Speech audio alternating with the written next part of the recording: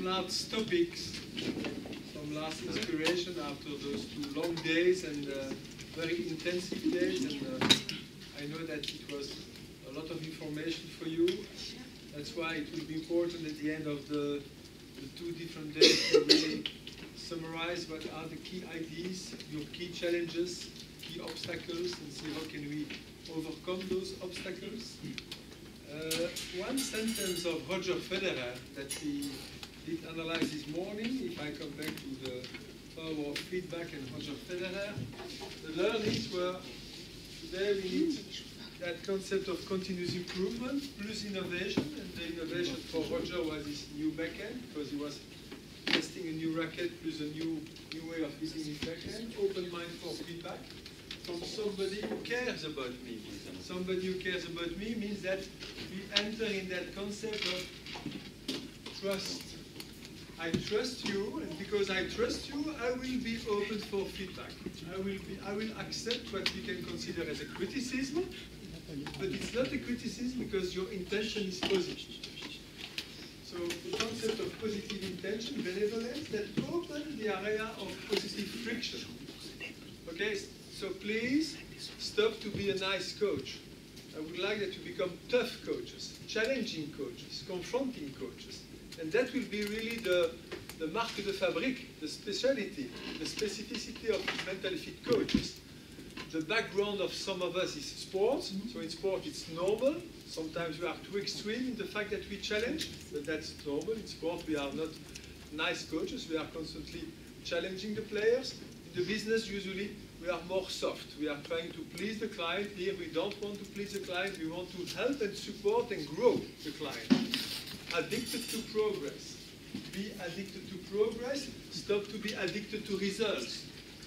C'est pas grave, Nathalie. Pas grave. Accidents. Only the doers make accidents. Applause for Nathalie.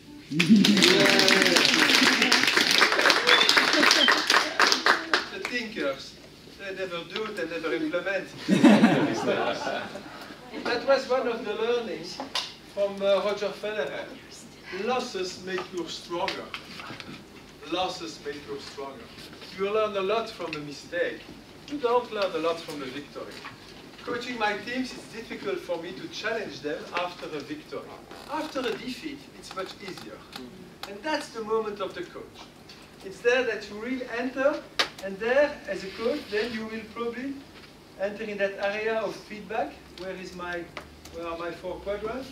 And depending on the result, you will enter to the tell mode, sharing your feelings, sharing your analysis, or you enter to the ask mode. Up to you to decide. But when there is a mistake, it's always an important moment for growth. Losses make you stronger. For Roger Federer, for top performers, losing, mistakes, failures means energy.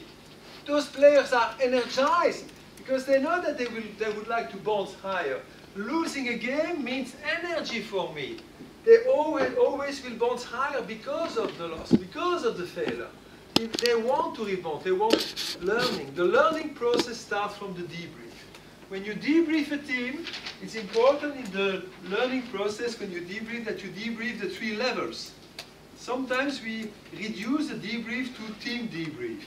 In fact, debrief is always at 3 levels. Debriefing after the game. Debriefing before the game, debrief after the game. You have always the team debrief, the sub-team debrief, and the individual debrief.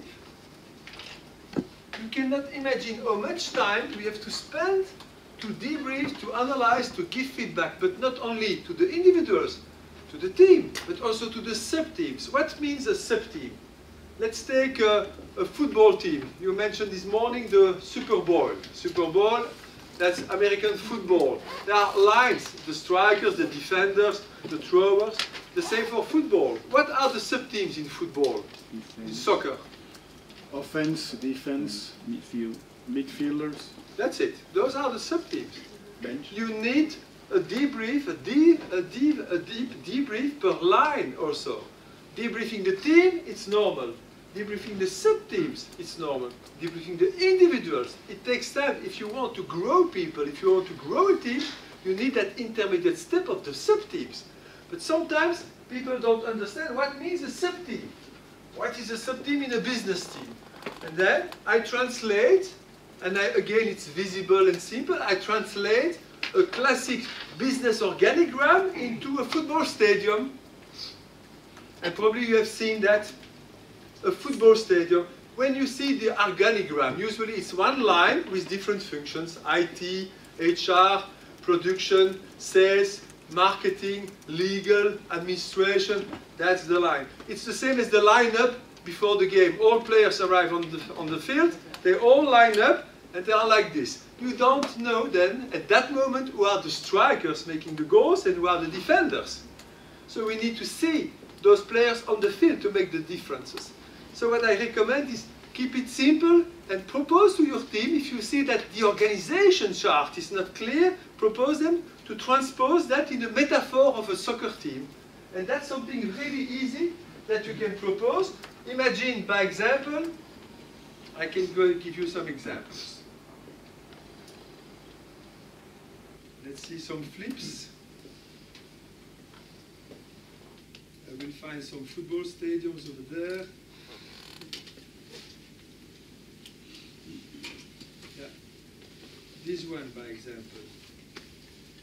That was a company in Mexico, Mexico City, a few weeks ago. Yes, it's Mexico City. And I asked them, the guys were explaining, that was the first 5 minutes of the contact. I had half a day session with them. Don't know this company, discovering the company, and I was asking, Alexander, thank you to join, what is your function in the company, what is your function? And they explained. It was so vague. And I asked them, are you strikers, are you defenders? Do you make money, do you make goals? Are you protecting the organization? And I said, guys, could you please help me and transpose your organization into a football team? So we are attacking this direction. The main competitor of the company is HRL. I don't know this company. It's an automotive company. And so here says plastic, aluminium, midfielders project, HR, quality purchasing, and in defense, IT, finance, administration. On the bench we have the CEO and the president is there. Legal is the goalkeeper. Interesting. So we transpose a classic organigram, a line, into something which is much more interactive.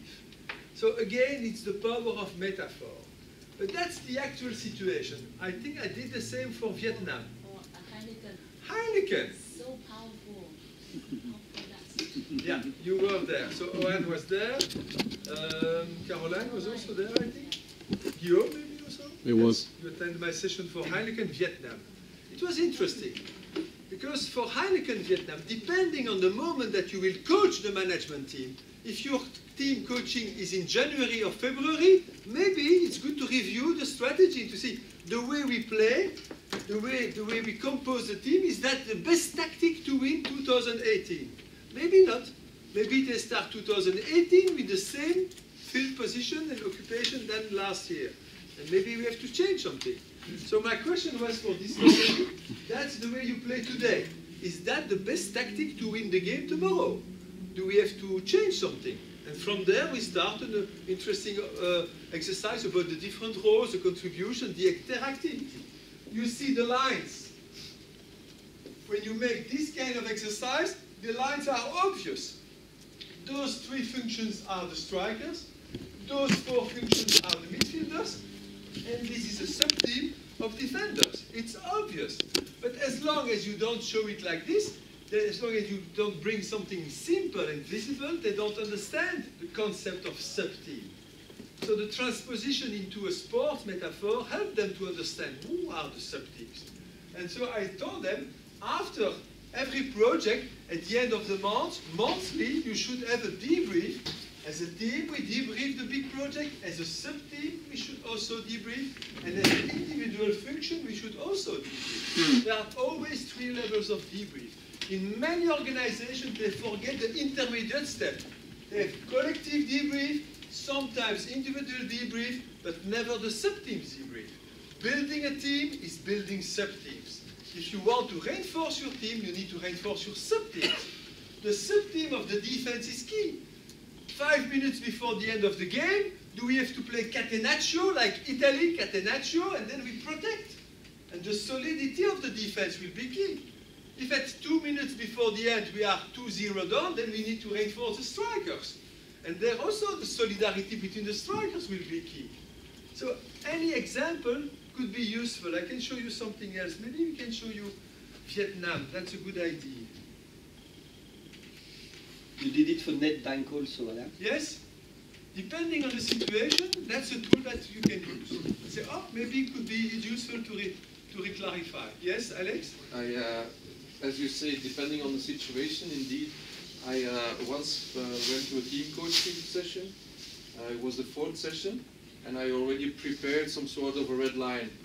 But then, at the start of the session, there was bad news, and it was a meat company, so all kind of meat derivatives, and they lost a contract of 15% in production.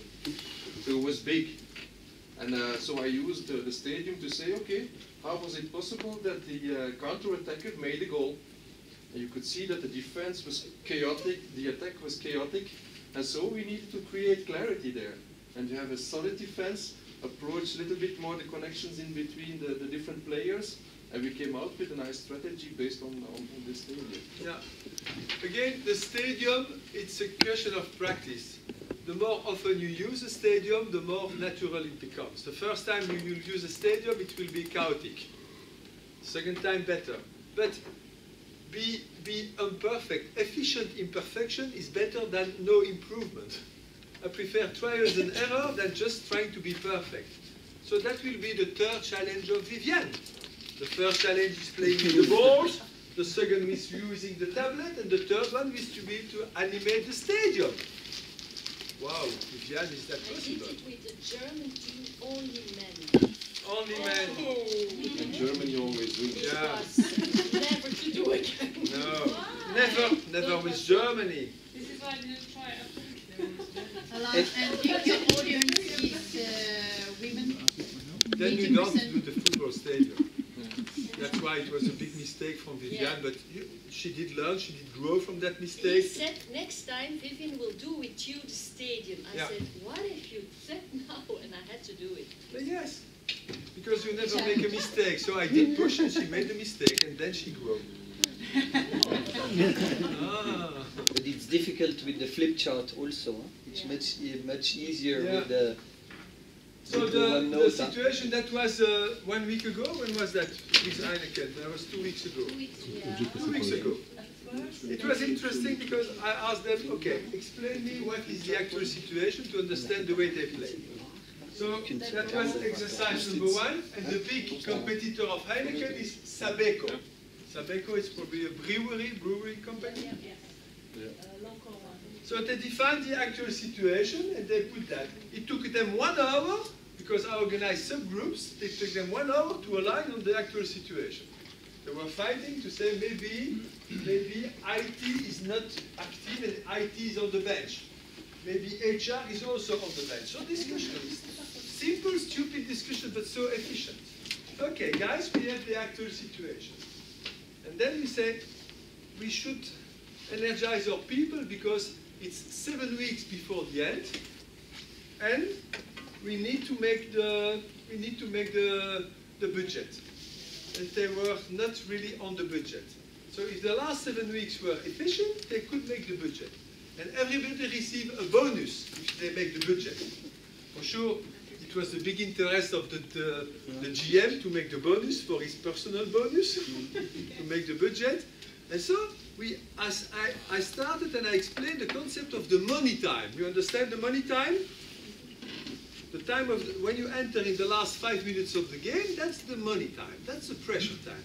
It's there that you need Michael Jordan, Lionel Messi, and Cristiano Ronaldo to close the deal. The way we play the money time is completely different from the way we play the game.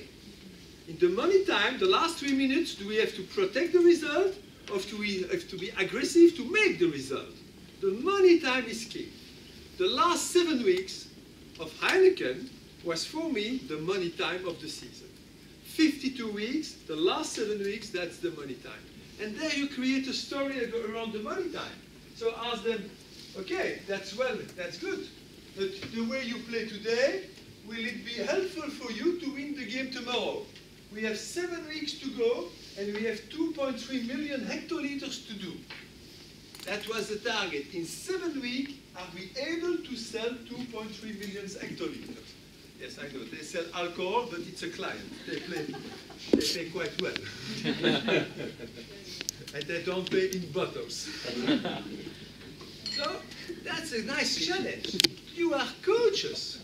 And as a coach, you should behave as a coach and say, wow, how can I help this team to win the challenge, to make the budget?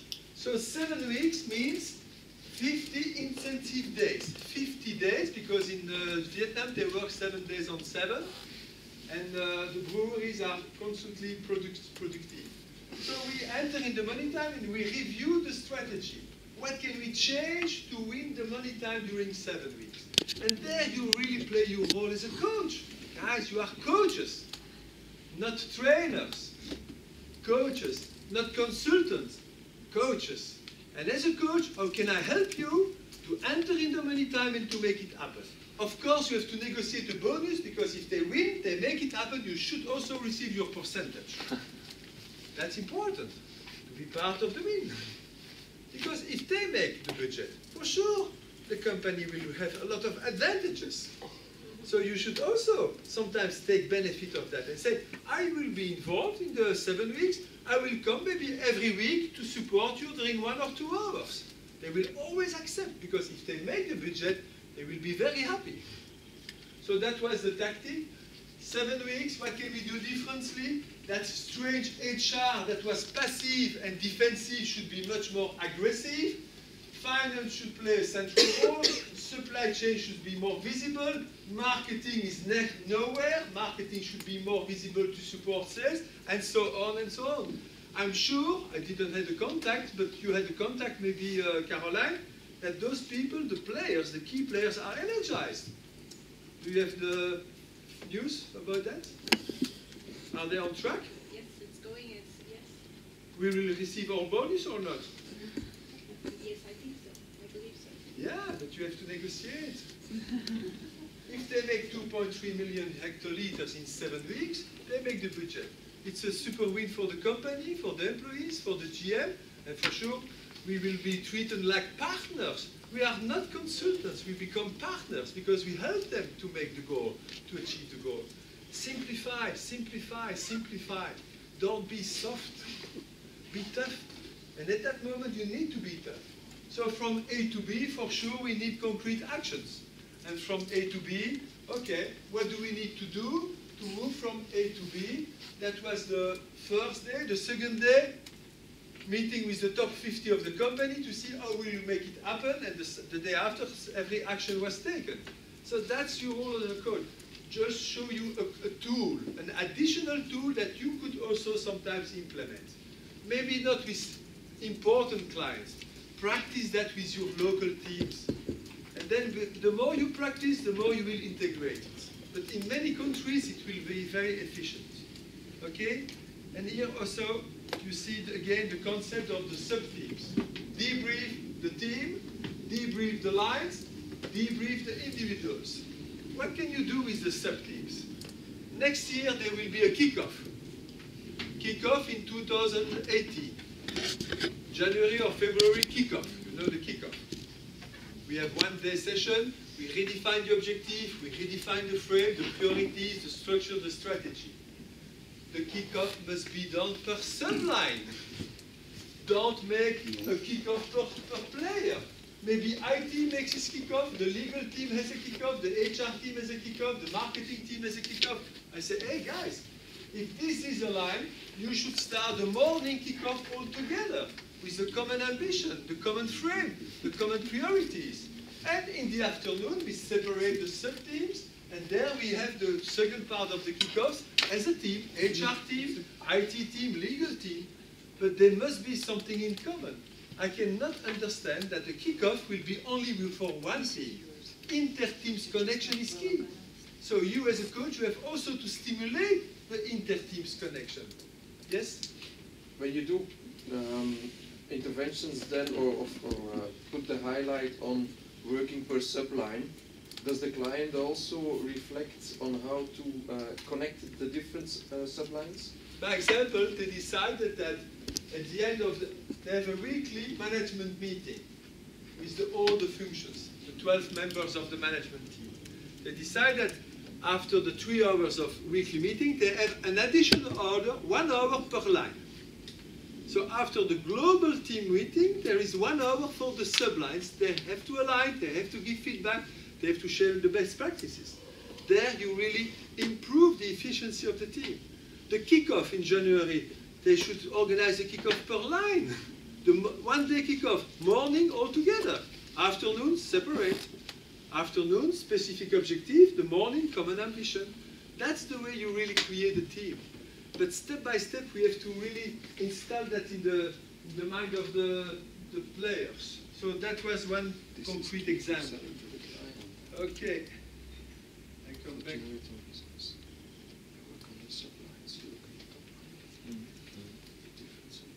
What is key at that moment? The key element there is the pit stop.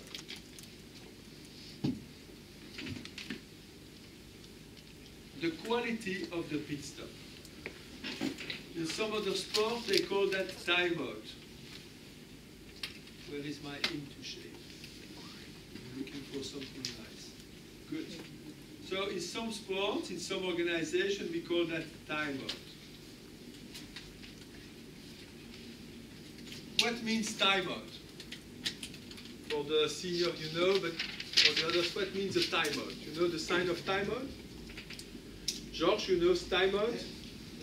What happens during the timeout?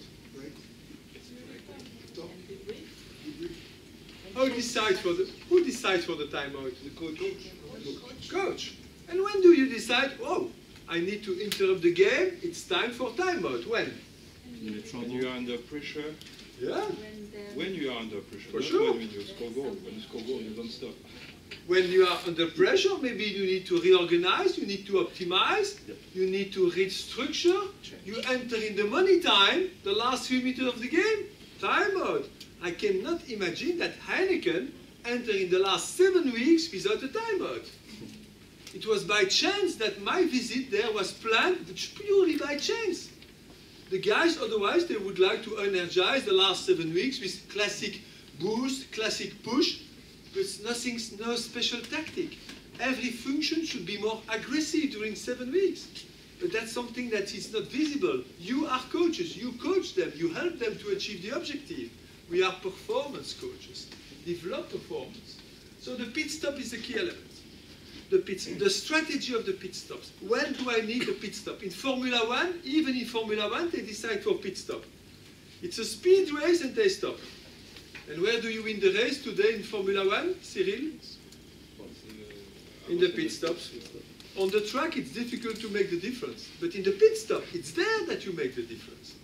And when it's raining outside, the external conditions are changing. Do they stop more or do they stop less? David? More. Why? It's stupid. Why do you stop more? For the tire. We should focus on the business. Because? The tires, right? Because constantly they need to adapt to the external conditions. That's the strategy of the pit stop. I see many managers, and you will coach many teams, where they don't understand that when you stop, when you make a timeout, you improve the quality of the team. Stop means progress. Every time you stop, you improve. And that's a key message. You don't improve with the players on the field. You improve when the players are with you during the timeout. It's there that you optimize. It's there that you energize. It's there that you reorganize the timeout, the concept of the timeout. Managing teams is managing timeout. Managing performance is managing pit stop. And there you have impact. When the players are on the field, honestly, your impact is very low. But when they are with you, during the timeout, it's there that you can make your impact. So it's important to install in the common language for the managers for Auchan the concept of pit stops. Those managers are completely in the acceleration trap. They are going too fast. Everything is going fast. They don't know that to manage the speed, you just have to manage the time mode. Don't be afraid of going fast as long as you are able to have solid brakes. A fast car needs solid, powerful headlights to have long-term vision, but you need also solid brakes to stop. When you have headlights and brakes, you are not in danger. So the concept of the pit stop is important. When we mention pit stops, we always differentiate on one side business stops, and on the other side, team stops. So what's the difference between a business stop and a team stop? A business pit stop and a team pit stop. Vito. Business is for data. Pit stop is for people. Yeah. Business stop will be about figures, margins, production of the hectoliters, the rentability, the margin, everything about business, products, figures, services. Team stops, it's about people, integration of the newcomer, maybe reposition of the role, the expectations, humans. Players are humans who like to play. A business stop is about the players. A team stop is about the humans. Sometimes you need players stop, expertise, products. Sometimes you need team stops, the humans behind the player. So that's up to you to define. For sure, the big pit stops will be the opening session, the kickoff.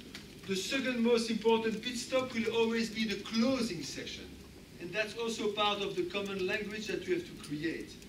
If this is one classic year, let's take, we start in 2018, and we go to 2019. The most important pit stop will be the first one, the kickoff, the start. Okay, that's the most important pit stop, because it's there that you define.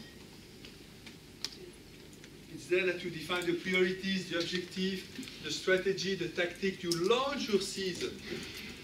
Imagine that a company contacts you, a team of Auchan contact you and ask you, please, could we organize, Luc, could you organize a kickoff? I have a slotted date mid-March. Mid-March, I would like to organize a kickoff with Luc. What will be your answer? You refuse? Challenge? Why should you refuse? Too late. It's the middle of the championship. We are at the end of quarter one, and you organize a kickoff at the end of quarter one. What's that for a company? That's against all the logic. A kickoff is in the first week of the championship. So when they propose you March or April, you refuse. Say, I would like to help you in March or April, but don't call that a kickoff. And there you challenge your client, and you create awareness. Because just you challenge them on the fact that it's strange to consider a kickoff in March or April, because we already have played 12, 8, 10, 12 weeks of championship, of competition. Every day we play games. So that's the role of the coach, to constantly create awareness for the clients. They don't know. For them, because they justify in March, April, because we need still 7, 8, 10 weeks to have all the final figures. We don't need the final figures. I can assure you that 31 of December, they know if it was a good year or a bad year. We don't need the fine-tuning. Those are excuses. We know, did we play well or did we play wrong? So the normal kickoff should be stimulated in January, maximum mid-February, between the first and the 6th week. If they want another session later on, we accept, but we don't call that a kickoff. And the fact that you challenge the client on that, it's just eye-opening for them. So the kickoff session is the most important session. The second most important session will be the last one, the finish. And And there, that's the concept of we close the book.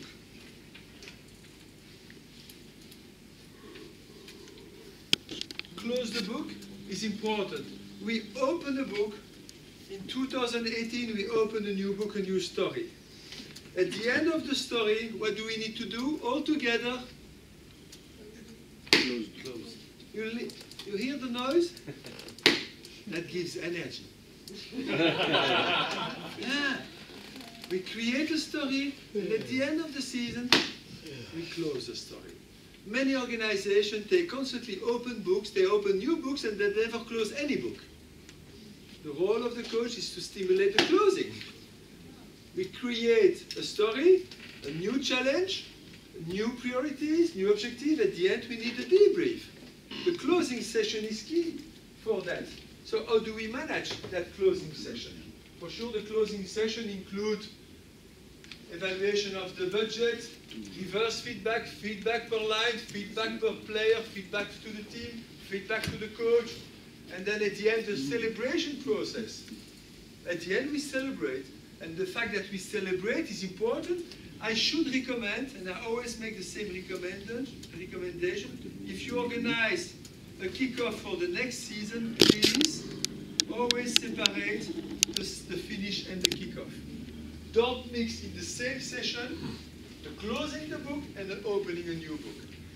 If you mix the two sessions in one session, the participant will always have the impression that it's a never-ending story. It's consuming energy, never-ending stories. We should separate. We start a story, we close a story, we celebrate, we learn from it. And next season, maybe tomorrow, but we separate the closing from the opening. That's key. So sometimes it's not possible because people coming from abroad, and in that condition, I think it's always possible because people coming from very far, usually there is one night together. That night should be the celebration, and the day after should be the restart. That's my recommendation. In between the start and the finish, of course, there you will probably organize some intermediate stops just in between, up to you to decide for the timeout. That's all about the strategy of the pit stops. You will improve your team during the pit stop.